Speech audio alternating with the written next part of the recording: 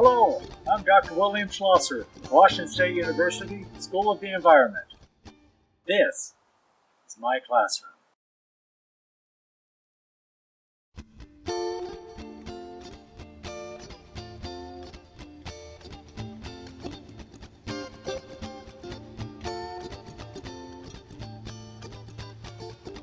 With all that said, I want to talk about the population dynamics. This is a continuation of what we talked about really last Friday, again on Monday, as we talked about the elk and the population dynamics. This is the big thing I pulled up with those elk that are resting in the biggest river on the Olympic Peninsula, that Quinault River drainage. They would never do that if they had their apex predator still roaming through the brush. They will get eaten by the wolves. So they get out of there. That's an adaptive trait. They want to live. Okay, and that's exactly why the elk are on this photograph right now, because we're talking about that dynamic series. When I removed that keystone predator out of the, I didn't remove it, but bless you. But that population dynamics, that's really what I'm talking about here, is that everything affects everything else. In other words, we're all interconnected in this ecological environment. The wolves, as I pointed out on Monday, had a big impact on the elk and the deer and every other prey animal running around the brush in the Olympic Peninsula. But what a lot of folks didn't put through their heads was to understand that the elk, increasing in numbers in levels never seen before, they had a big effect that, as we looked at, the salmon. Why? Because they're eating everything around the riverside, and that was shading to the river. But even back up a lot. If I go back to the Statehood of Washington, originally there was expeditions going from Seattle over to the coast to meet with the tribes. It was part of the time when the tribes got their treaties in 1850. Okay, so there was a lot of delegations going over to the coast, and the way they got there, they couldn't drive 101. There was no Olympic Loop highway.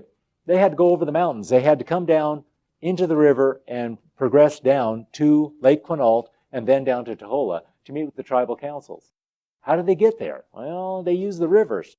Very tough, as they wrote in their journals, they could not traverse those rivers. They were packed full, trees crossing the river. They had brush and debris piled up deep. It was unnavigable by the people on the boats. There was a natural balance of the ecosystem. The wolves were there, the elk were there, the deer.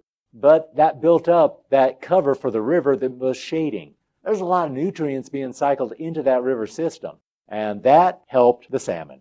That helped everything else down the line, all the way to the pour point of the littoral zone going out at Taholah of the razor clams, the starfish, the mussels, every other critter that relied on high nutrient levels coming out of that river into their food source flowing out into the ocean.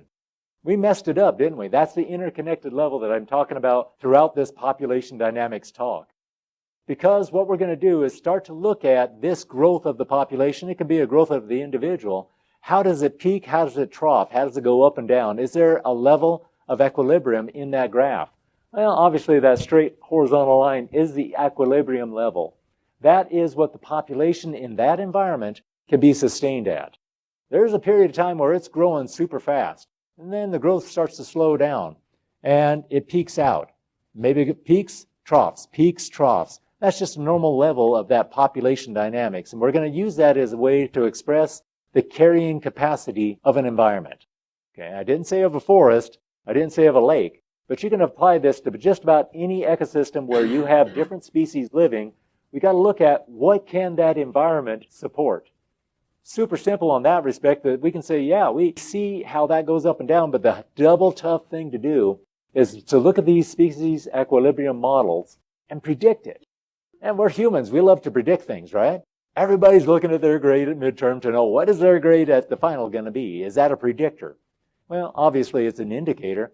Can you predict with one point source? Probably not. You're going to look for as many things as you can in terms of the natural environment to predict how many critters it can support. That may be elk. Well, the elk populations, I talked on that just a moment ago again. What is the number of elk that can be supported on the Olympic Peninsula? Well, you got to ask the very obvious question. Depends. Do you have wolves? Do you have an apex predator? Don't have the apex predator, then something else is going to be the limiting factor. What could it be? Elk, do they need space? They need food? They need water? Those are going to be the limiting factors right there. And those elk in the previous photographs laying in the river, they've shown that they can eat all the brush right up to the big conifers that they can't eat. They'll eat them down. They'll keep eating them down. No matter how much rain you get, the plants can't keep ahead of them. That's going to be a limiting factor for the food source for those elk. Okay, that brings up a lot of questions now. What are the limiting factors? That is something that we do with making those predictions, those forecasts. I'm a forester. I'm an ecologist. I'm also an economist. The graph you see right here is prices for delivered logs in western Washington of a certain sort and grade. In this case, it's Douglas firs, the sort. The grade is SM and better. That's sawmill and better. It's a log that you cut out of the trees. I do a price prediction in real terms, and the way I built this model was to look really back to ecology, exactly what I was just talking about, that period of time where you're having a peak and a trough, or in this case, a trough and then another peak. This was the Great Recession in 2009. That Great Recession just tanked our economy, and it tanked every industry within the economy. For all of you who've had some indication of something called the Markov chain random walk, okay, this is a Markov chain random walk theory with return to baseline levels. Found this not just because of the economic side of it, but because of the ecological side and how I applied that same kind of thinking and that philosophy to predicting species density and mass and distribution within a natural environment. And we can actually follow those along as we look at these questions. What is that home range? We saw this graph before. Immigration, emigration, and then natural movement of the species, like the video I showed you last Friday of 150 elk moving across Montana. Single file, we're going to jump the fence and go to our spring calving grounds. Okay, that is a natural movement of that population from one habitat to the next. It's not just one environment that they live in. In Montana, they're moving a boat 50 miles one way, 100 miles round trip, except they never go straight. They go in oval shapes. They're moving around. That's part of their species distribution model, because what is it going to do? Tracking them, wanting to be able to predict how many elk am I going to have? How many elk can be supported in that habitat that they're going to and coming from, that they're spending part of their life cycle in? That's a lot of big questions that are going to touch on to things like birth rates, death rates. You're going to look at carrying capacity of the environment. You just pick these things together, and that's going to lead to your estimate of what that population size is. And then we get to have the fun discussions about the different kinds of growth. What I'm going to say is a lot of these growth, whether it's exponential growth or logistical growth, they're going to come in every population number increase. That's a mouthful right there, isn't it? That idea that initially they're going to grow pretty fast. Numbers are going to get bigger. Or the individuals are going to get bigger if you're a tree. Okay, that is, the trees will grow super fast, and there's an inflection point where the change will stop. It's going to stop increasing at an increasing rate and start increasing at a decreasing rate. We're going to look at that graph and see exactly how it fits in, but that leads us to the habitat sustainability level. That ability of the population to exist at this level. It's a straight line usually. It never is in practice though. We just model it that way because we want that apex number to show up somewhere. Really what we're looking at is this idea of the mice. Right? 2 mice get together and what do? Yeah, they make 4 mice. And then those 4 mice get together and make 16. 16 goes to 32. Right there we're doing a logistical growth. It's a pretty constant rate of increase. It's not fluctuating too fast. And it'll keep increasing forever, right? There's no limitation on the number of mice. Why not, Echo?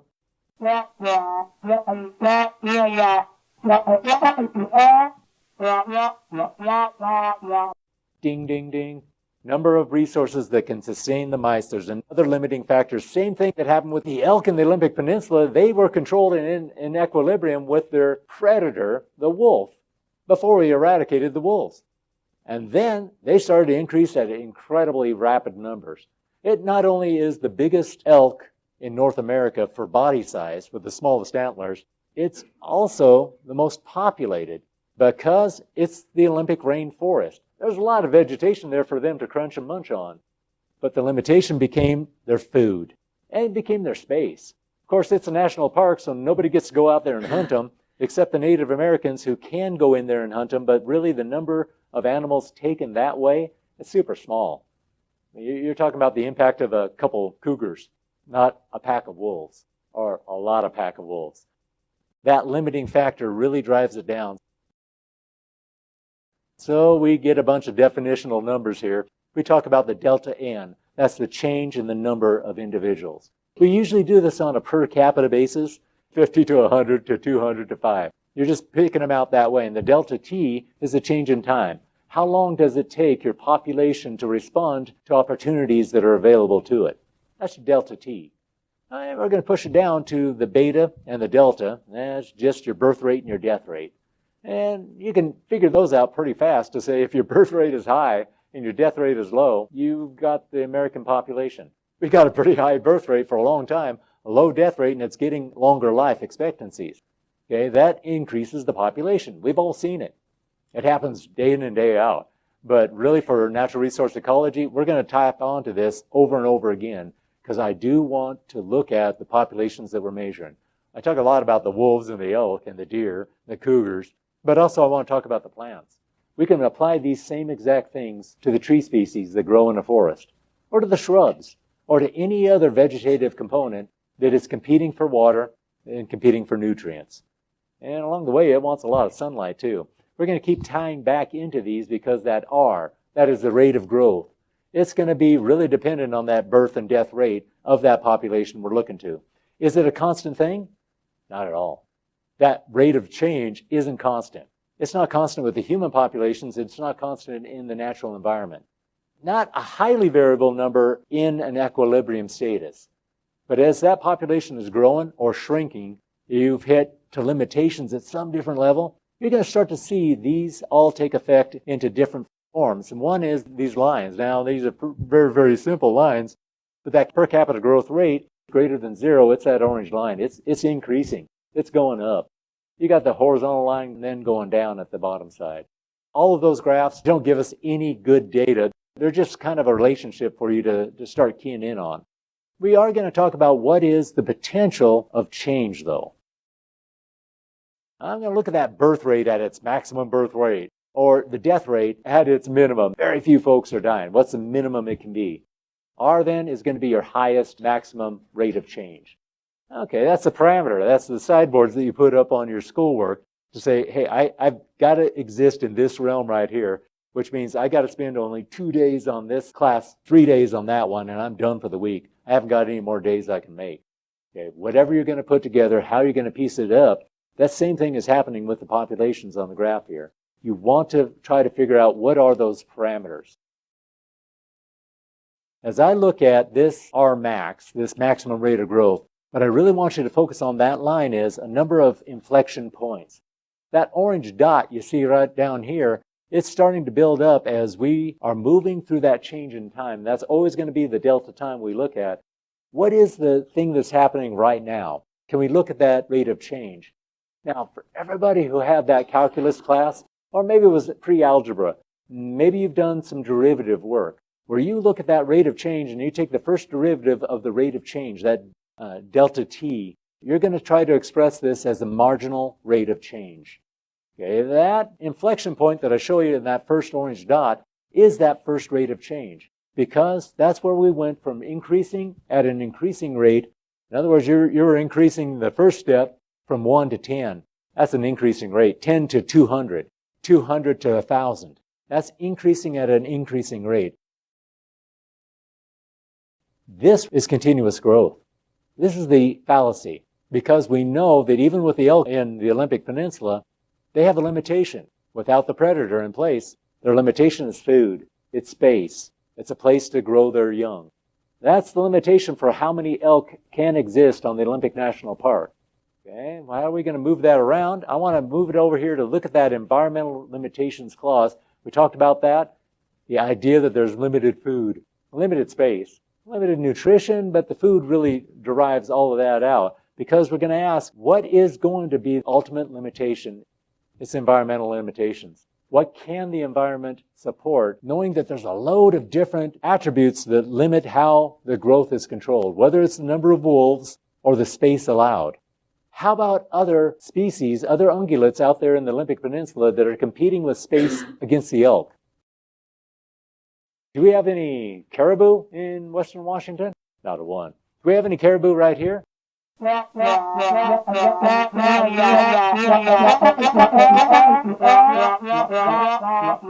everybody's talking at once on that one. Talk to me. Did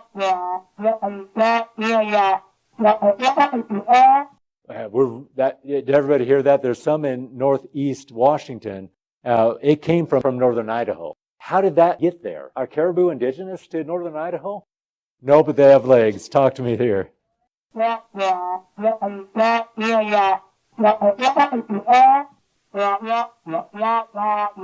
It's most interesting. She says maybe they were reintroduced or introduced artificially to that environment to see if they could thrive and survive. It's a very interesting one about caribou, and I'll distract us very, very briefly with you to say the caribou in North Idaho were a huge topic for the Idaho Department of Fish and Game. They wanted to get out there and track them, make sure they could use telemetry. They can improve the habitat, give them everything they need. So they put collars on them. And these collars on these woodland caribou, when the bucks got into their rutting season, the neck swelled and they choked. Oh, slammed the forehead, say, oops. The movement of those caribou that came out of Canada. I'm going to talk about metapopulations coming up on Friday. That metapopulation that spread into Idaho that then was spreading into northeast Washington. Are they going to fill it up? They sure could. That was one of the cases of humans having a high interest in wanting to track these population numbers of a species, woodland caribou. But we're going to look at the environmental limitations. And now another environmental group, Alaskan reindeer. Reindeer is the name that the Europeans gave to caribou. Okay, the caribou are indigenous to Alaska. There's no question about that. But right here, you can see what kind of habitat they live on. Those caribou, they are not in the timber, those caribou at least. Our woodland caribou are in the forest lands, but right here, they're on grasslands. They're in that countryside within Alaska, and big, big numbers. Huge herds, having a good sustainable life. They're also a migratory animal like the elk are, but they're a different size animal. These are super big. The ones we have right here in Washington and Idaho, they're woodland caribou. They're about the size of our deer. So what I'm going to do now is take you to St. Paul, Alaska. We looked at the Bering Straits before, didn't we? So much water was locked up in ice. Now we get out there to this Bering Sea area, and there's St. Paul Island. And this island, it's not the biggest thing in the world. Well, 12 miles long. It's got great habitat, and the idea came up, how about we put some reindeer out there? There's no predator. There's nothing going to knock them down. Let me take the sideline step before I get too deep, as I have a brother-in-law, sister's husband, is a commercial fisherman. He grew up in Western Washington with me. So Murray, he does the deep sea fishing in the Bering Straits right there. He does crab, he does salmon, he does halibut, a lot of cod. But he stops at St. Paul Island on his way out every season in the fall because his crew wants to go hunting for caribou. And it's a special hunt because there's a lot of animals. Well, here's how that lot of animals came about. This St. Paul Island, it's 14 miles long. I think I said 11, 8 miles wide. It's a real rocky, barren land. It's in the middle of the sea. Can the caribou naturally swim out there? Nope, ain't going to do it. So they got transplanted and put out free to run in that environment. And here's what happened. Their numbers increased super fast. Exponentially grew. They had no problem surviving. Lots of food. They'd never been browsed on before. All that grass, the mosses, the things that the caribou love to chew on, they were plentiful. Their numbers skyrocketed. Could it keep that skyrocket going forever? Well, one side is they did have to introduce a predator pretty quick because this happened around 1910. They dropped those animals out there, about 25 critters, and let them breed and reproduce. And very fast, you can see their numbers increasing. This is the kind of population growth that we talk about. And then that population, it hit its apex. It was a peak followed by a trough. That trough is because the animals' overpopulation, they took out the food. They filled up the space, but it was the food that was the most limiting. They had to have fresh water to drink. They had to have the grasses to eat. All of a sudden, the animals became sick. They became disease infested. They dropped all the way down to what you see right here. They got down to 8 by 1950. Man, we're super smart as a human population, aren't we? We can do anything to the critters that we manage. We can eradicate the wolves. We can put an unthreatened caribou, little tiny herd out there, grows up to those 2,000 numbers. And they trough, they tank. And now they're being sustained, and the only way that they could get that sustainable number to maintain about 600 critters is by introducing a predator, known as humans, with their rifles, and crews like my brother Murray's come out there and do a special hunt of caribou on this island. Little tiny island, real high success. That's the only way they can keep their numbers under control. So how really do we hit this biotic potential then? Going back to that island example or any of the other examples, this is that inflection point that I talk about. This right here is going to give you that hit of the inflection point. If you're doing that derivative of your equation, it's talking about the potential of the site to sustainably support that population in that environment. And it's very specific, environment by environment. That density dependency, it's tying back to all the things I keep reiterating, their space, their food, their ability to live their life cycle. That is going to determine species by species and environment by environment what the potential is. That's really what I want you all to be able to do, is to have a feeling as you look at that ecosystem, how it can support all the species that are there today, the predators, that whole intermix from the apex predator down to the other predators, down to the consumers, those primary consumers and secondary consumers, right down to your initial primary producer plants. Interdependency. That's what I want you to really understand, that adaptive response is going to deal with how that population has a social structure. And there's totally a social structure to a lot of this. It's what I talked about early on with the birds. They get kicked out of the nest. They put out their wings and they soar. It's not immediate. They're going to learn it, but they have the intuition. They have the adaptive trait was passed on from generation to generation. It's the same reason all those elk are going to follow the lead cow and the lead bull as they do their migration. That is bred into their adaptive traits. That is their social structure. It works pretty well because we can see all kinds of interactions, whatever species you're talking about. I talk a lot about the trees. I talk about the economy too, but really what I'm focusing here is to say it can be the trees, it can be the shrubs, it could be the salmon, the elk, the wolves, anything else you have for a population group. How are they going to respond, and what are the interconnections? To look at the inflection point, that K divided by 2, to understand that is an important interaction right there. If you can recognize where that hits, as it's hitting, as it's growing, you're going to make a lot of predictions about where that apex carrying capacity is. It's that gray matter between your heads, folks. I always want you to be able to put that feeling of where is a legitimate number of your prediction of things are going to go here, they're going to go there. That's the kind of graph you're going to make. You're going to look at your populations and try to do that modeling to stretch them out to say, where is that logistic growth pattern? It is this idea of filling the barrel with water. It's got a carrying capacity. You keep filling it up, pretty soon it's going to overflow. And the big question becomes, is how big is your barrel? Now, if I'm talking about the Olympic Peninsula, my barrel is how many critters it can support based on those autotroph plants that are giving the nutrition to the animals that feed on it. Even when you take out the wolves, there still is an apex number of elk that can live there because they got to have the food to eat. This all of a sudden makes all of the wildlife managers in the room very conscious of the idea that you also have to be a plant ecologist. You got to figure out how many plants can grow out there. What's their dispersal? What's their timing? It's not just having all the great plants in the spring when the water is plentiful and the sun is high. It's getting cold. Nothing's growing green. We got to have plant vegetation for the herbivores to eat. If they can't eat, they're going to die this winter. So they find other things to feed on. What is their fat reserves? What is their bank account of energy in their body? As we look at this nice horizontal line, really it looks like this. A bunch of little peaks, a bunch of troughs. And in economics, I refer to those as random noise, shocks. That's exactly the same tradition that we see on these population number changes. There's peaks, there's troughs. And they all come about because something maybe we didn't model in our projection of what the population can grow to.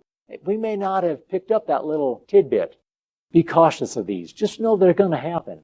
Those fluctuations are going to be a part of the carrying capacity of that K for that site on every site you look at.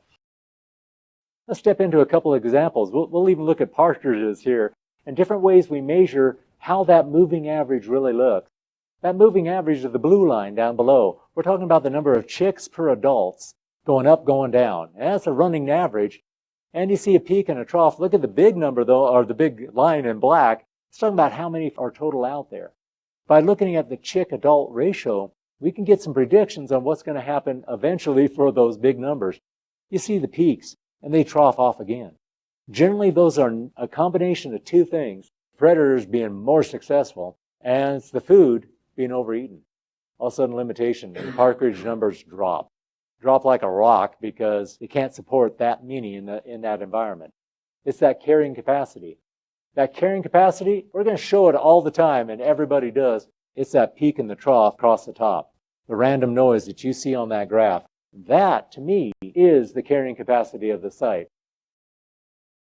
And let's go back up to Alaska, into the boreal forest, back to our good friend the bunny. Okay, the hare and the lynx. You watched that video, you saw that interaction, and the big thing about the lynx is not wanting to spend more energy on capturing that little hare than his nutrition is worth. That lynx is an economist. He knows totally about the marginal gain of trying to spend money or energy to get that little benefit of eating the bunny. Okay, it's a hare, it's not a bunny, but that's just Dr. Bill trying to make some humor out of this. You got to look at what is that hare eating now. This is the carrying capacity of the site, not just at one snapshot in time, but going across the entire seasonality of the food sources. Sometimes it's eating on that green grass, it's eating on the green brush, the herbs, pine cones, woody materials in the brush that it was eating on. Oh, its numbers aren't going to necessarily drop, but it's not going to be so vital as to be a growth in the time of the population. That's why a lot of times their breeding seasons, for hares at least, are tied into the growth seasons.